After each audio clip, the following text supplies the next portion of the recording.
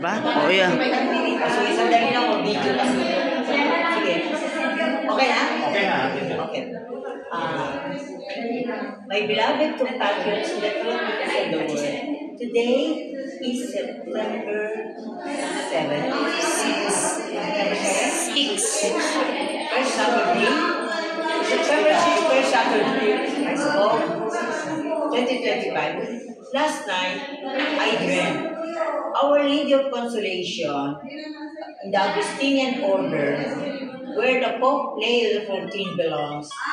I dreamt of her telling me, remember when you were in the Augustinian in Intramuros and you happened to pass by and you joined the procession for La Consolacion, Virgin of Consolation, because the Virgin of Consolation, the Lady of Consolation, the Porter, together with Saint Monica and Saint Augustine, are the patrons of the Augustinian order.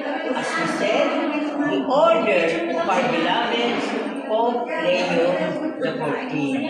So, Our Lady said, you share that with the world, the purpose of the world, so the graces will be given. September 4th is the feast of Our Lady of Consolation. Amen.